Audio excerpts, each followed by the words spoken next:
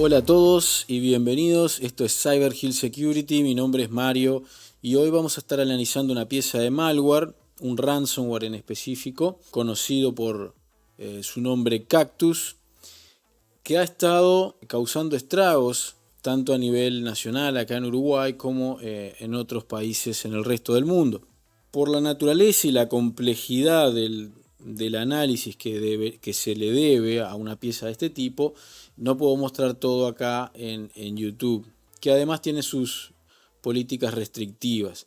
Sin embargo, en el curso de analista de malware desarrollamos al detalle todo al detalle, describimos todo al detalle y mostramos todo al detalle de lo que es esta pieza. Pero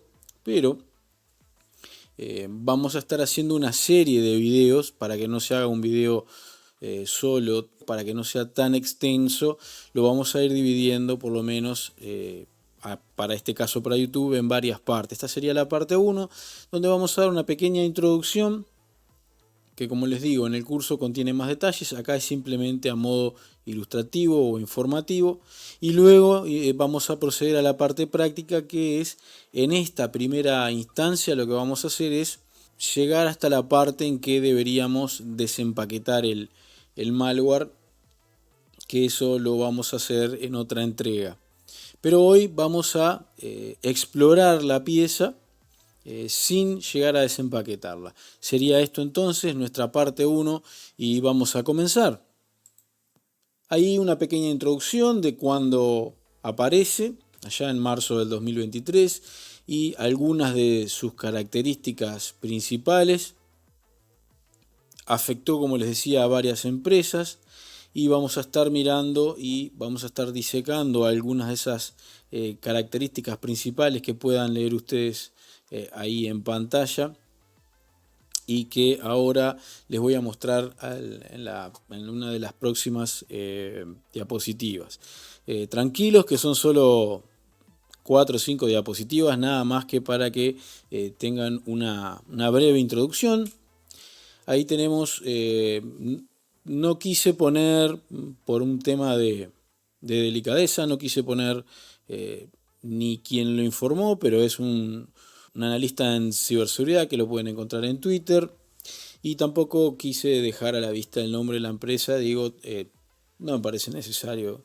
Sí recalcar que o resaltar que es un grupo que está operando acá a nivel uruguayo, es decir, que tenemos que tenerlo presente eso, y a nivel Río de la Plata también. Como digo, tampoco es el único lugar donde están operando, pero pretendo con esto mostrar que no es una fantasía cuando los analistas y cuando los profesionales en ciberseguridad estamos diciendo que este tipo de ataques acontecen, y que muchas veces las personas o las distintas empresas, no digo que sea este el caso, pero de repente dicen, se comportan o se muestran quizá un poco escépticos. Bueno, este es un caso en el que el ransomware que activaron, esta amenaza, esta APT, provocó importantes pérdidas o afectó de manera importante, diríamos. Acá hay otras noticias que salieron en el ámbito de los diarios. Y bueno, ahí está a grandes rasgos qué es lo que trae, qué es lo que es parte de lo que vamos a estar viendo y parte de lo que vamos a estar analizando. Nos vamos ahora a nuestra máquina virtual, en la cual vamos a estar trabajando. Yo ya tengo la pieza de malware. Vamos a abrir entonces acá. De hecho, inclusive tengo la pieza desempaquetada, que ya la voy a borrar. Así podemos hacer, y vamos a borrar las strings también.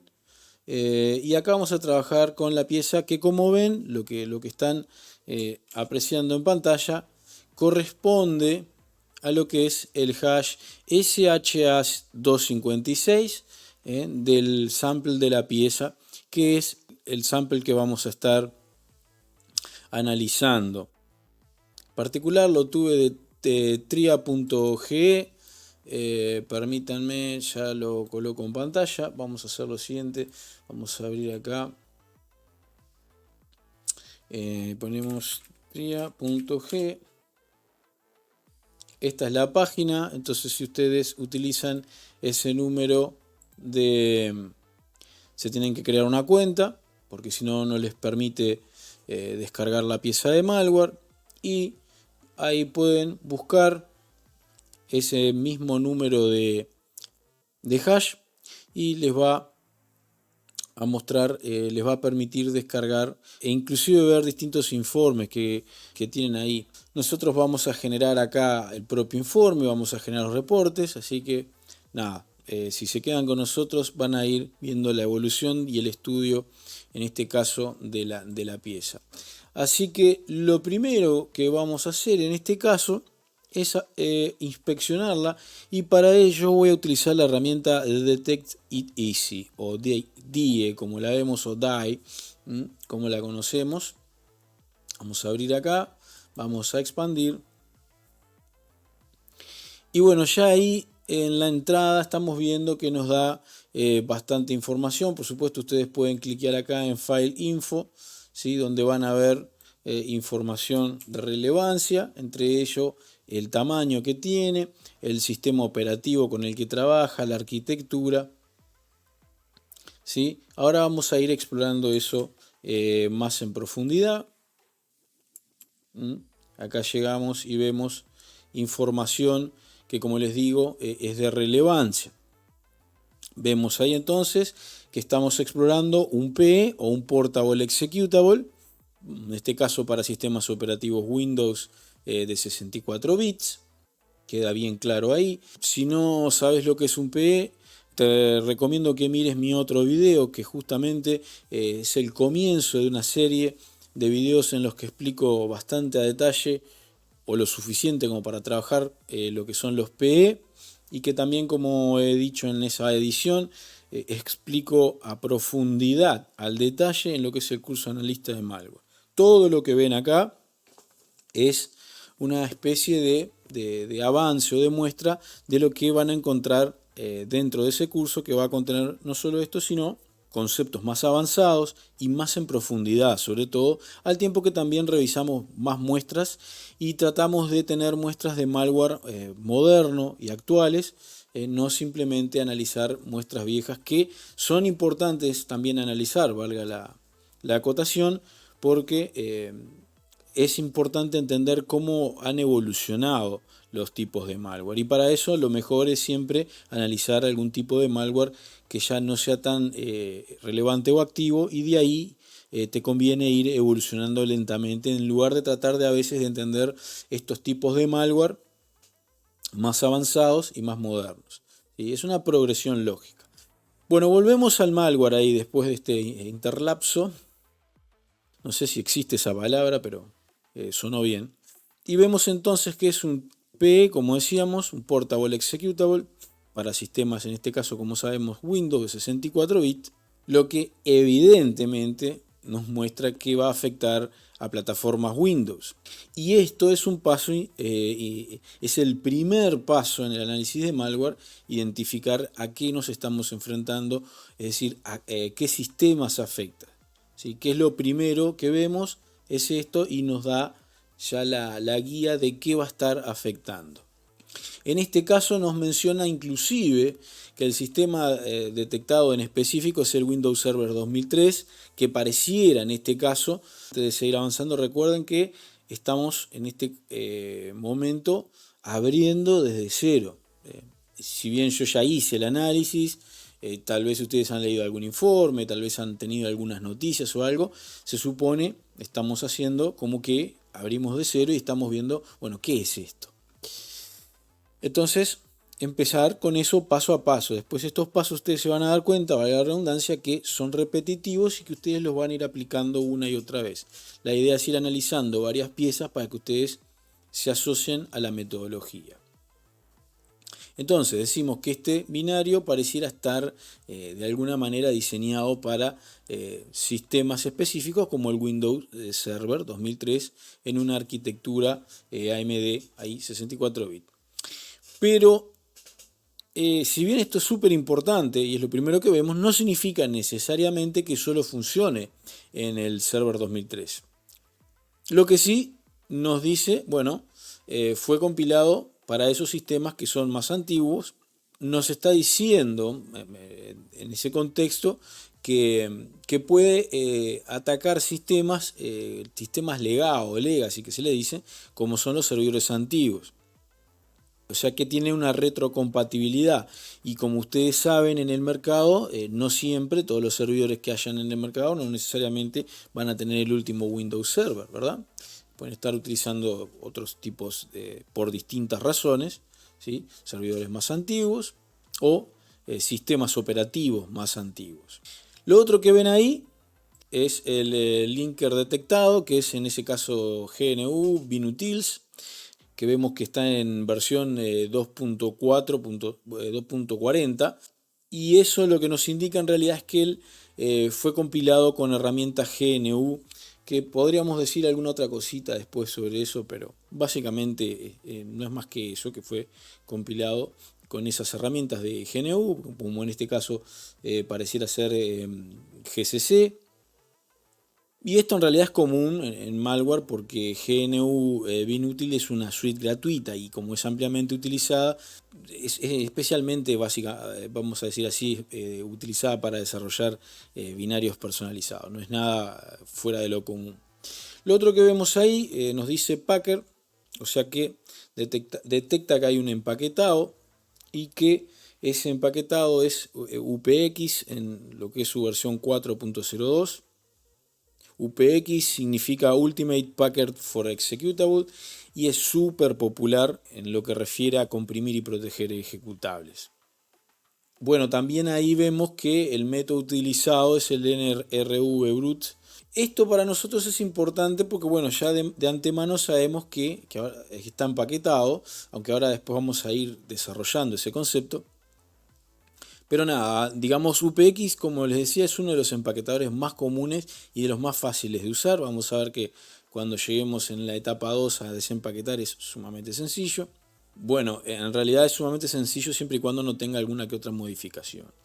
Y esa etiqueta que aparece ahí lo que indica es que ese NRV, brut, lo que está diciéndote es que en ese caso UPX usó su algoritmo de compresión NRV, y que el análisis puede haber requerido ciertos métodos de fuerza bruta para detectar este empaquetado. Básicamente es lo que ves en esa línea. Por eso digo, estas cositas que no están en muchos manuales o algo, con una herramienta como Detective Easy, es importante ir sabiéndolas, porque vos ya lo abrís y ya vas viendo información que te va a resultar de relevancia. No es que después vos abras esto en el análisis real, y vos abras esto y empieces a pensar en todo esto que te estoy diciendo. Se va a convertir en algo que te va a ser automático. Lo abrís, ves determinada información, y ya en tu mente va a empezar a acomodarse las piezas del rompecabezas lentamente, y vas a empezar a buscar y a seguir la metodología como la venimos viendo.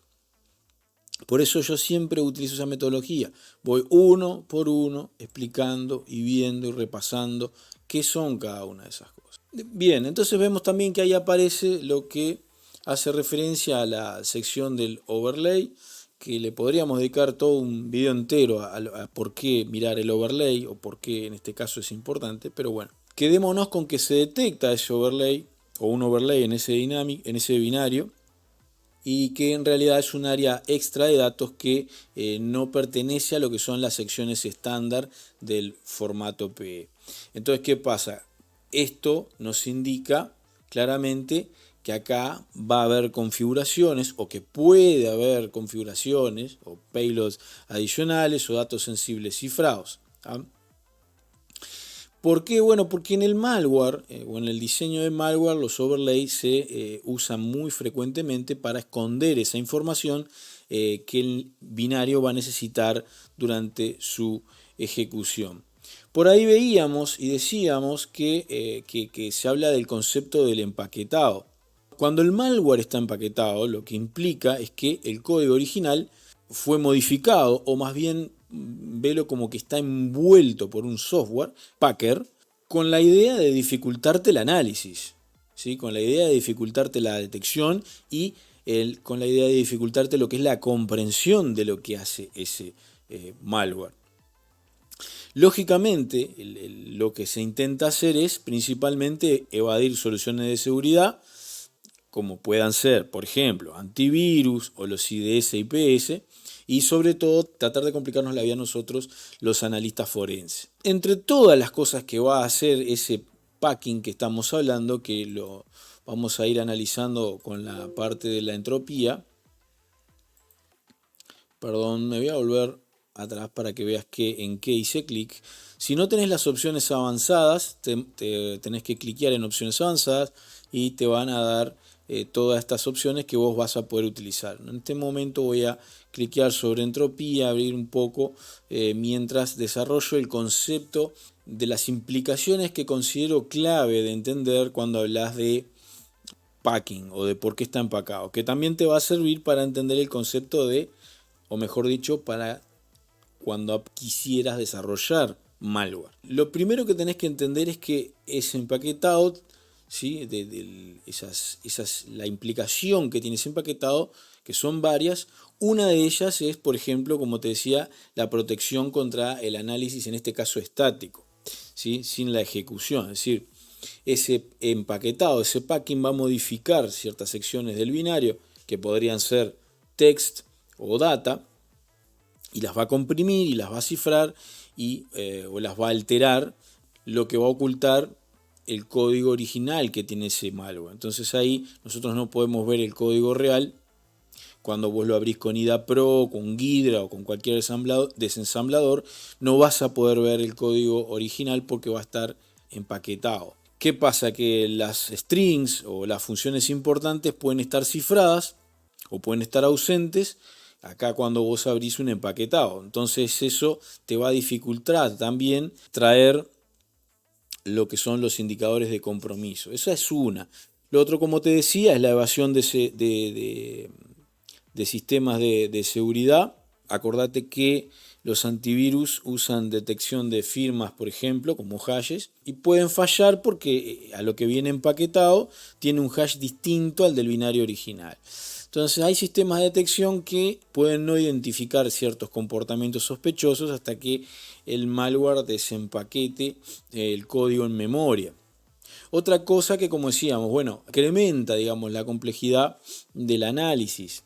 Acá dentro de todo está sencillo de identificar el empaquetador, y para eso te conviene utilizar, y por esa razón estoy utilizando Detective Easy, o podés usar PID, que te sirve para reconocer directamente el packer, o si tenés alguna intuición también podés tratar de utilizar UPX o Temida o ASPAC, y podés tratar con distintos packers diferentes si querés para probar de desempaquetarlo. Después, más adelante lo vamos a desempaquetar y en este caso van a ver que no es nada complicado. También no es complicado en este caso en particular, porque hay técnicas avanzadas de empaquetado, porque puede ser, por ejemplo, empaquetado múltiple, y el malware puede estar, digamos, empaquetado varias veces con distintas herramientas.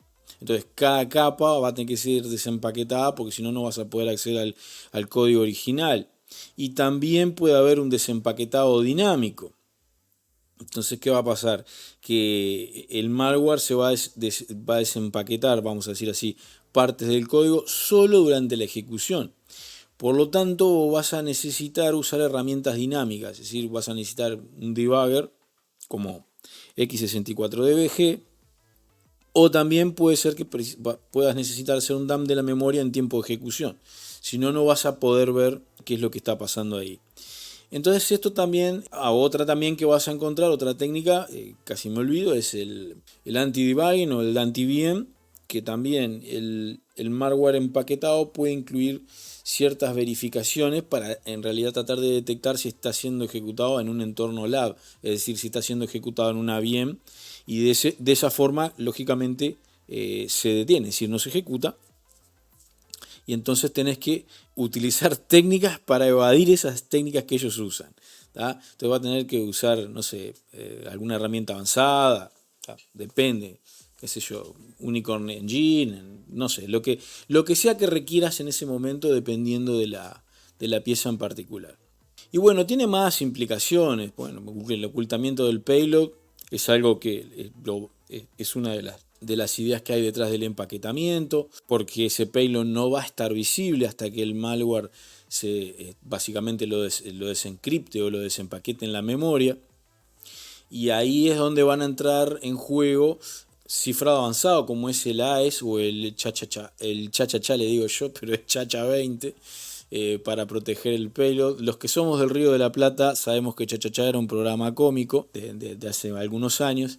Y bueno, nada, a mí me divertía mucho, me lo recuerdo cada vez que veo este algoritmo. Pero volviendo un poco a lo que es el análisis, el cha-cha 20 es un algoritmo complejo, después lo vamos a describir también. Nos trae muchos retos para el análisis el malware empaquetado, dependiendo, como les digo, del tipo de empaquetamiento que tenga. Lo principal en estos casos es reconocer el tipo de empaquetado que tiene y ver cómo hacer para desempaquetarlo. Si necesita que sea de manera estática o si necesita que sea de manera dinámica. Y bueno, después proceder a identificar, que es lo que vamos a hacer hoy mediante string, por lo menos tener una visualización, cuáles son las técnicas adicionales de protección que siempre son cifrado, lo que estábamos mencionando recientemente. Para eso fue que abrí ahora el tema de la entropía, ¿sí? Hice clic en de vuelta, voy para atrás, lo hacemos de nuevo, entropy, acá haces clic en entropy y te va a abrir esta pantalla con esta gráfica que te dice mucha cuestión importante cuando la ves. Al principio sé que para quien se está introduciendo en este mundo puede parecer un poco engorroso o complejo, pero tranquilo que todo esto va tomando, de a poco va tomando forma. Si viste el video anterior, el video de la introducción al Portable Executable, todo esto ahora empieza a serte familiar. Todo esto que aparece acá, ¿sí? Te empieza a ser familiar. De todas maneras, vamos a volver acá a lo que es la entropía. Así noten lo que es ya en el arranque. Entropía, cuando hablamos de análisis de binarios. Bueno, lo que va a hacer la entropía en realidad te va a medir la cantidad de, entre comillas, le voy a decir, aleatoriedad. Pero aleatoriedad en una sección específica del archivo. ¿Y eso por qué puede ser importante? Bueno, porque en archivos que no están empaquetados o no están cifrados van a tender a tener una entropía más baja. Fíjate acá. Cuando te pongo que no está empacado, o sea que no está empaquetado, la entropía tiende a ser menor. En tanto, en las partes que son cifradas, nosotros hacemos así, la entropía tiende a ser más alta. ¿Tá? Por si no quedó claro, volvemos. Entropía te va a medir la cantidad de aleatoriedad que tiene una sección del archivo. Cuanto más alta la entropía, tiende a indicar que el fichero tiene un empaquetamiento o un cifrado. Con lo cual, eso introduce ese número más alto. Y la idea es que la aleatoriedad más alta va a ocultar ese contenido real. El rango típico que vas a encontrar es de 0 a 8, es decir, siendo 0 la mínima aleatoriedad y el 8 la máxima. Cuanto más cerca del 8, lógicamente, vemos que tiene más aleatoriedad. Entonces, los conceptos de offset, el size es el tamaño. Acá lo que estás viendo es el pheader, que figura como node packet, y el nivel de entropía, o en este caso la medición de entropía, nos dice que es 2.8. Y en este caso el encabezado tiene una entropía baja porque contiene datos estructurados o porque contiene lo que son los metadatos del ejecutable. De ahí saltamos a la sección 1, que ya vemos que dice UPX1, y el valor de la entropía sube a 7.9, con lo cual lo marca como empaquetado y a su vez menciona UPX, que como dijimos es un empaquetador muy común que se utiliza para esto, para ofuscar binarios. La siguiente, que es la sección 2, figura como no empaquetada y tiene un nivel de 4.8 de entropía. Ahí vamos a encontrar lo que son típicamente la sección de recursos del archivo, ¿sí? Como los iconos, las imágenes, string, y vemos que hay un grado de entropía medio. Entonces, La mejor forma de saber si tenemos un archivo, un binario empaquetado, es a través de el análisis de la entropía. Lo otro que vemos es acá el overlay, que como dijimos, en realidad el overlay sugiere que hay datos adicionales que van a ser relevantes, donde van a encontrarse o vamos a encontrar, como lo vamos a ver a continuación, configuraciones o algún tipo de instrucciones cifradas. Pero en lugar de, por ejemplo, podríamos venir acá a la parte de Memory Map y empezar a hacer un scroll, y que te recomiendo que cuando recién estés iniciando los análisis siempre busques manualmente, scrolleando. Por supuesto que esto se puede acelerar y lo vamos a hacer, pero siempre scrolleá, buscá, mirá, revisá el archivo de pie a pa, empezá a familiarizarte con lo que hay ahí, hacé búsquedas exhaustivas, sobre todo cuando estás aprendiendo. Lógicamente, si tenés que hacer un análisis va a premiar el tiempo y no vas a ponerte a experimentar. Pero cuando estás en la etapa de aprendizaje, de training, busca, empezá a ver qué es lo que encontrás ahí abajo, tomá notas, de ahí vas sacando luego conclusiones. Ahora después vamos a volver sobre el overlay, pero vamos a volver más bien a través de la búsqueda de strings. Hay un video en el canal donde expliqué todo lo que tenés que saber para buscar strings de distintas formas, y hoy acá vamos a usar parte de esos conocimientos. Pero antes, otro detalle importante que es bueno revisar es la parte de recursos, ¿sí? Hace clic en recursos y vas a ver acá lo que vas a encontrar en recursos. Es lo que se conoce como el manifiesto embebido en el P, que está expresado en XML y que en realidad está relacionado con los permisos que va a solicitar ese programa para ejecutarse. Entonces, si vos entras a scrollear por acá abajo, vas a encontrar varios detallecitos que van a ser de importancia.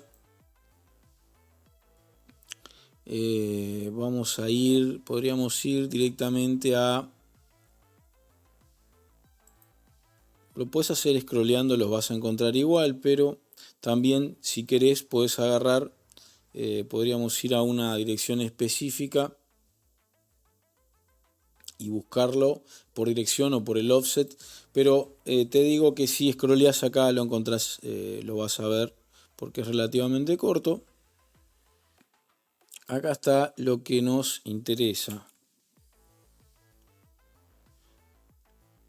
Y ahora me vas a decir, bueno, pero ¿y esto por qué nos interesa? Porque lo que estamos viendo ahí es el Requested Execution Level, que en este caso nos dice que es level igual a Invoker.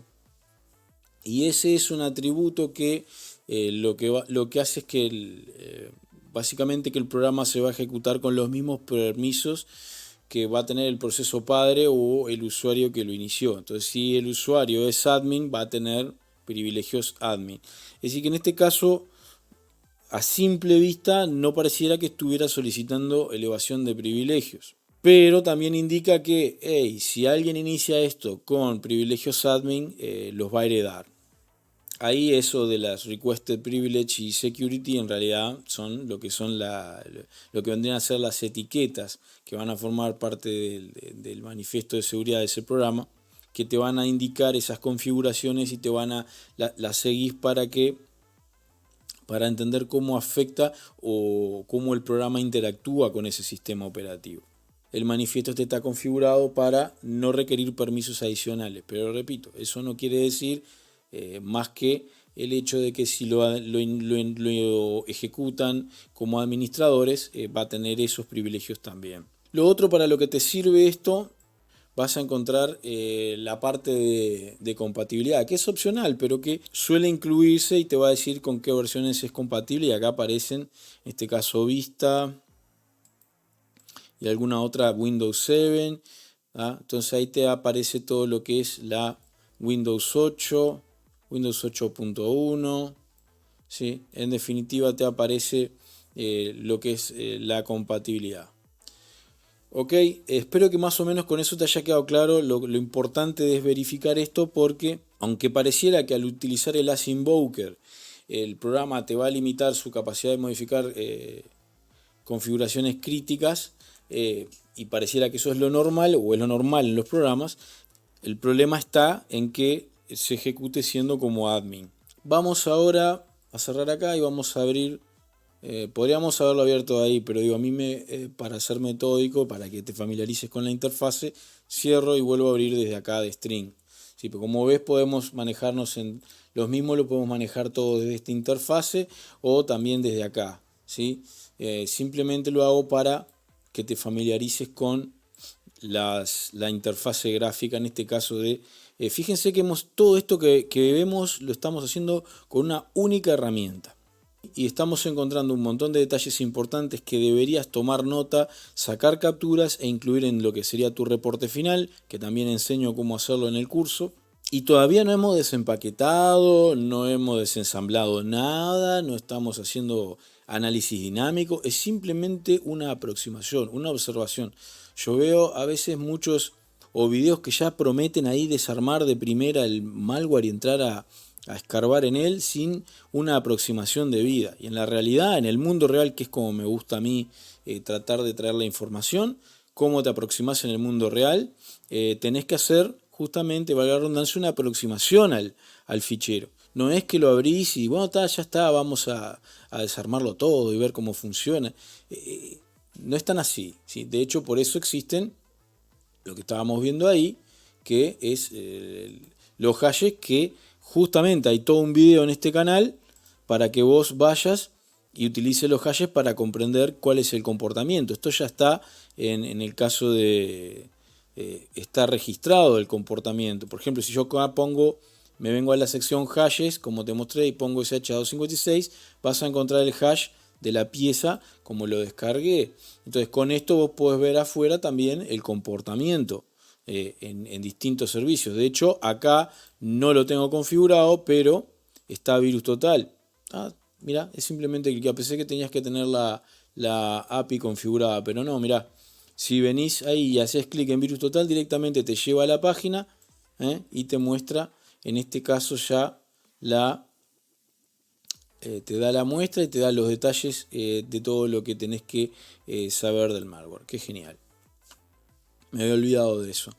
Creo que es en PStudio que lo tenés que tener configurado eso. Una cosita más. Ahora, vamos a las strings, dijimos. Y acá, en este caso, para tratar de no extendernos demasiado, yo empezaría a buscar palabras clave, que como dijimos hay un listado. Yo después, en todo caso, voy a expandirme sobre eso en un video, a ver por qué buscamos determinadas palabras. Ven que acá, según lo que había enseñado yo en otro video sobre las string, acá está en este caso el mínimo de string, que en este caso son 5 caracteres, pero vamos a filtrar por ejemplo, vamos a entrar a buscar términos como cipher. Y ahí ya, ¿por qué estoy buscando esto? Bueno, porque está empaquetado y yo quiero saber qué está pasando en materia de criptografía. Una materia que es importantísima y que también vamos a tener un curso, y que además acá en el canal voy a colocar varios videos sobre criptografía, que creo que es una materia bastante poco apreciada y sobre todo muy relevante, ni que hablar cuando estás hablando, para la redundancia, cuando te estás enfrentando al análisis de malware. Entonces entraría a buscar ahí varios cipher que empiezan a aparecer, van a ser cadenas relevantes, ¿sí? Por ejemplo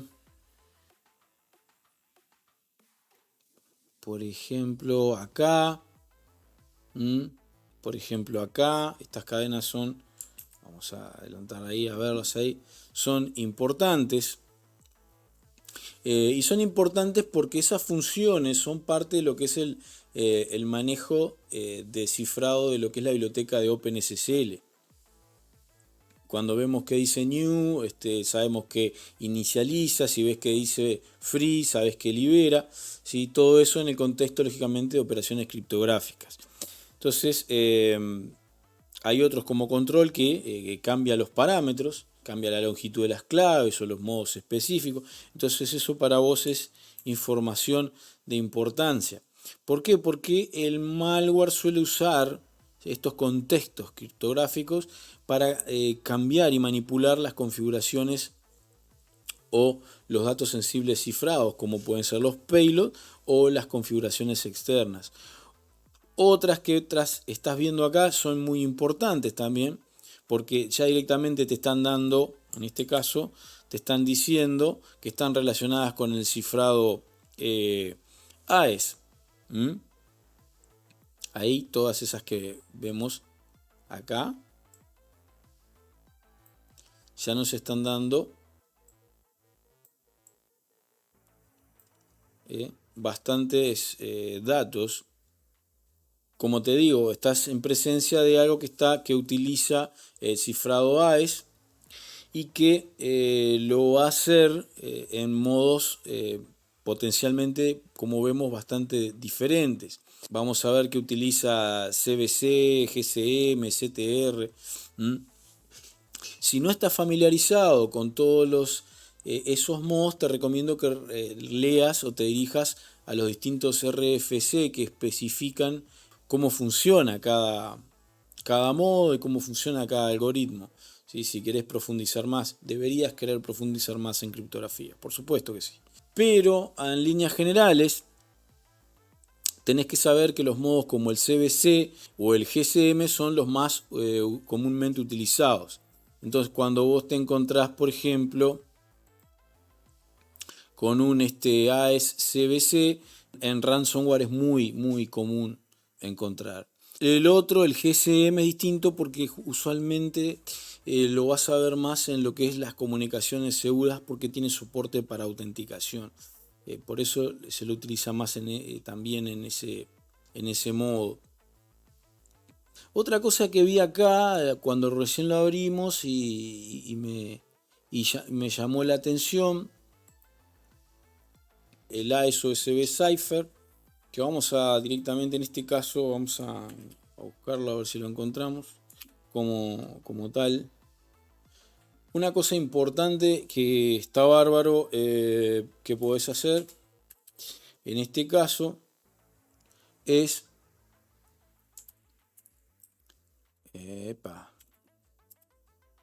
ahí los tenemos, esos modos, esas cadenas, ¿sí?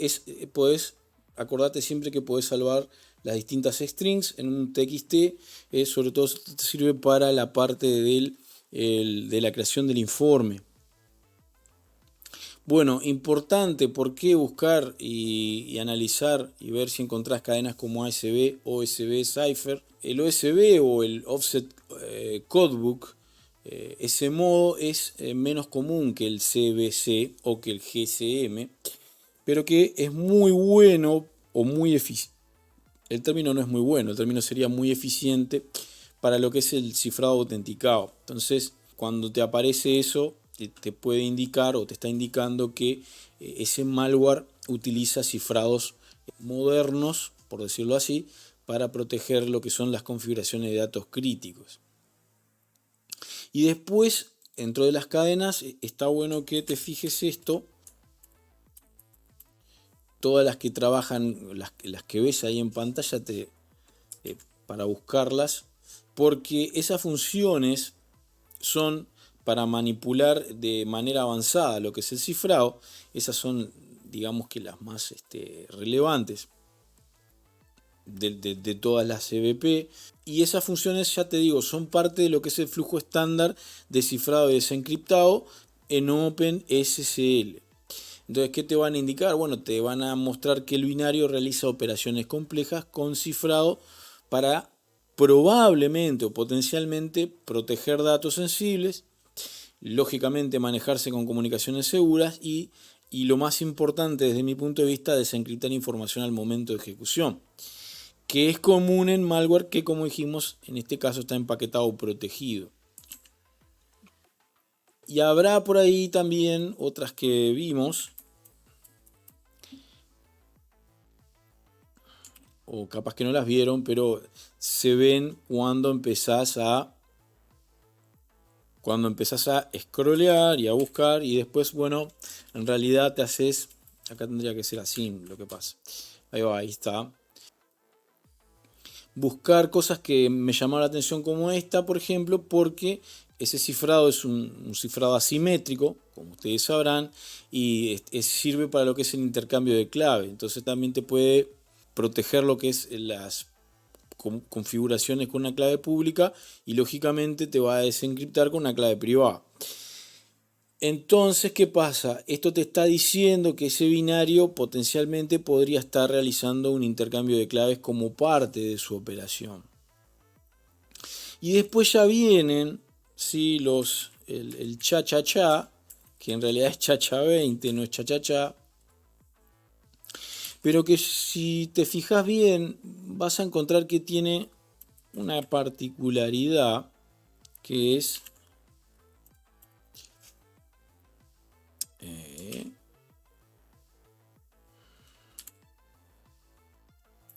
acá, esto, ¿sí? Y no es el único que hay, encontré también el otro que encontré, en este caso fue el Camellia, pero no cualquiera, sino CBC, ese que está ahí, ¿sí? Y otro que me llamó la atención que apareció fue el área GCM Safe, ¿sí? Bien, quizá acá tendríamos que, vamos a explayar un poquito, porque bueno, es parte de lo que tenés que conocer como especialista. En ese caso, si buscas, esto es lo que yo te decía, creo que está en este, a ver si es este, si aparece acá, ahí va. La idea que yo decía hoy, que revises los RF o los Requests for Comments, que es lo que significa, Request for Comments, te establecen todo lo que es el estándar y te dice qué es lo que hace. Básicamente para eso sirve. Entonces hay una serie enorme, una cantidad enorme de Request for Comments, ¿sí? Que van a establecer cómo funciona cada algoritmo. En el caso yo te voy a dar el resumen porque para que no te leas todo esto, que como ves que es bastante largo, pero en términos generales te puedo decir que es un cifrado moderno, ¿sí? Y que es muy eficiente y ampliamente utilizado, sobre todo cuando tenés un sistema con recursos limitados y también cuando necesitas trabajar en un entorno con comunicaciones seguras. Lo que sucede es que es diseñado ya directamente para actuar rápido y seguro, digamos. Y es creado como una clave alternativa a el AES. Y bueno, entonces les decía que el Chacha 20 funciona de manera eficiente en lo que es hardware y software sin la necesidad de una aceleración específica como ASNI. Y lo otro que vemos ahí es el Poly 1305, que es el algoritmo de autenticación de mensajes, que se procura, vamos a decir así, asegurar de la integridad y de la autenticidad de aquellos datos que estamos cifrados. Entonces, ¿por qué lo vemos como importante en este caso? Bueno, primero que nada, porque tiene lo que se conoce como el cifrado autenticado o el AEAD. Entonces va a combinar un cifrado y autenticación en un solo paso.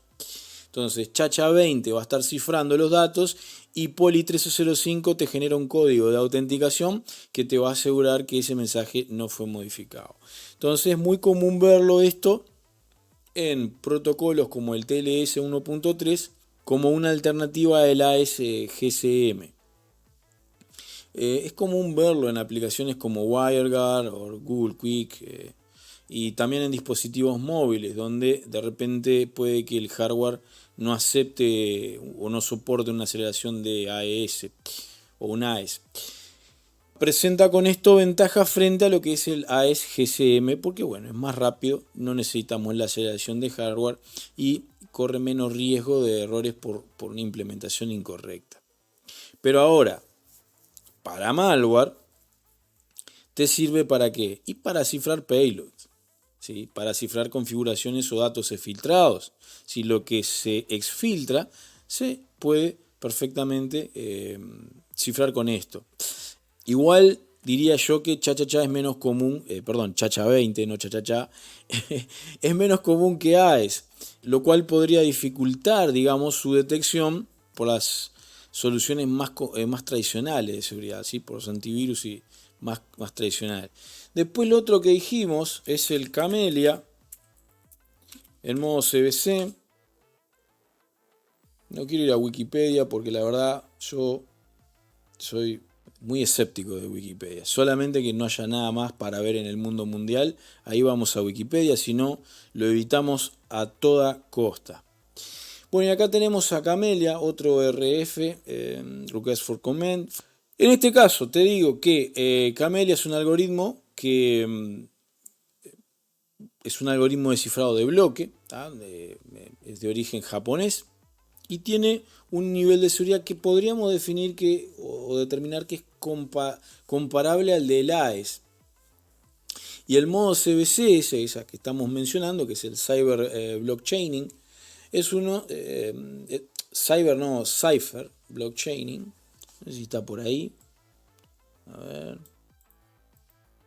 si especifica, vamos a ver si lo podemos encontrar, CBC, acá, ves que significa Cypher Blockchaining. Ese es uno de los más utilizados para cifrar datos en bloque. ¿Tá? Y como características clave va a tener un tamaño de 128 bits por bloque y soporta tamaños de clave, si no me equivoco, entre 128 y 256. Bueno, eso tendríamos que verlo bien, analizarlo todo acá, pero si no me equivoco es sí, entre 128 y 256. El desempeño lo vas a encontrar similar al AES.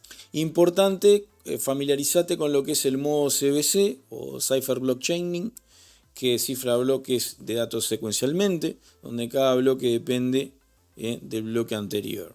Y que va a requerir lógicamente no sé si lógicamente, pero a mí me viene a la mente algo importante, que es que requiere de un vector de inicialización, que es único para cada sesión, para lo que es garantizar la seguridad.